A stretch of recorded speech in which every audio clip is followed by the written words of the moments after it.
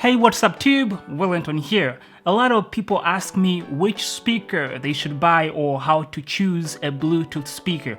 In this video, I'm going to try to answer that question as good as I can. Alright, so sound representation or sound production or sound relay is a hard thing to decide for somebody, as a lot of people have different tastes when it comes to sound.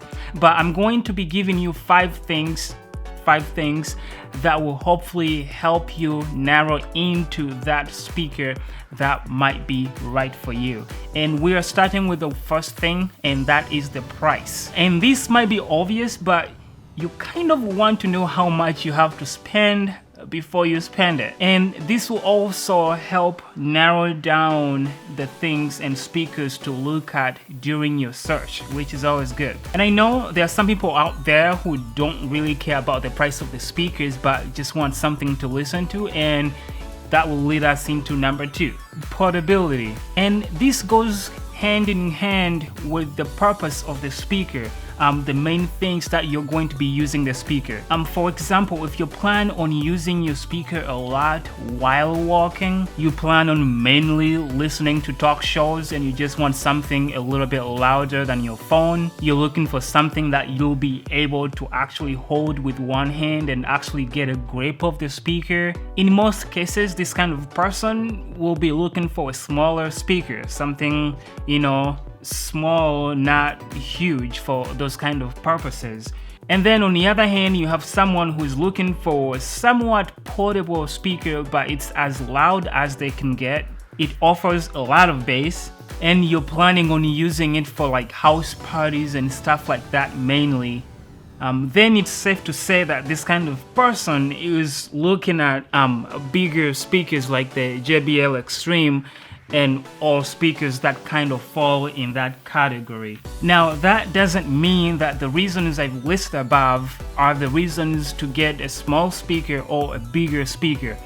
Those were just small ideas that sometimes people use, or things that might help you choose a speaker to use, but they change from person to person. So my point was, think about what you're mainly going to be using the speaker, and that will help you determine what size of speaker will most suit your purpose. And now on to number 3, and that is the features of the speaker, or should I say feature, because with this I'm mainly talking about the ingress protection rating or the IP rating of the speaker. And this will still bring us back to what you plan on using this speaker the most. If it's just around the house, that's where you plan to use your speaker, like you won't be seeing any outdoor weathers like rain, snow, mud, you're pretty much okay with any rating. But if you're planning on using this speaker for hiking, camping, running, swimming, if you're planning on using it outdoors mostly, like all the time, it might be a smart idea to look at something that's waterproof or at least splash proof. So once you decide what rating you'll be going with here, that should also help narrow down what speakers to look at. And going on to number 4 is battery life of the speaker. This one is kind of self-explanatory, but the main thing is, if you plan on using your speaker for long times away from somewhere where there's an outlet to recharge it, you want to get a speaker that will give you the time or the play time long enough to last however long you're going to be away from a charger. It's important to note though that you're not always going to get the battery life or the play time that the manufacturer claims. And this is because battery life depends a lot on how loud you play your speaker. For someone who listens to 100% volume on their speaker, they're going to get less than what's claimed by the manufacturer. And someone who listens to their speaker at maybe 30, 40, 50% volume, they are going to get a lot, maybe not a lot, but more than what the manufacturer claims, because the speaker is not working as hard. And the kind of music you listen to has a play in here too.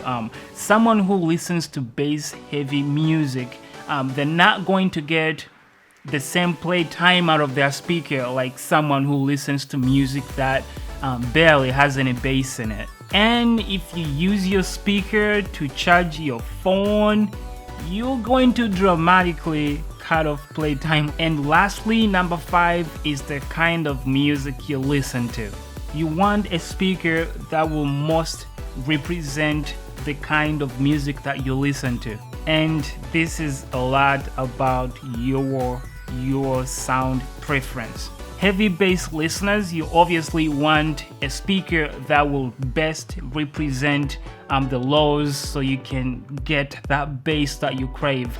And then for people who don't really care about the bass, you're looking for something that will give you the best fantastic highs and mids that you can get. So this is kind of all about you. And so the only thing I would recommend is read reviews, watch reviews, see sound comparisons and sound tests, and see if people are describing the sound the way you like it in your preferences, in your category. And then after that, you can go all in and purchase the speaker that you're looking at, or it will help you narrow down the few speakers that you're looking at, and that will help you decide between the few speakers you have narrowed down to.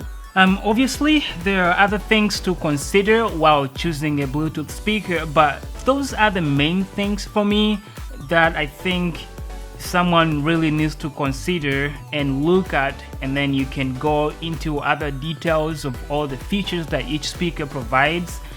But those are the main things to look at, and hopefully they can help you narrow down your choices and help you choose that perfect Bluetooth speaker for you.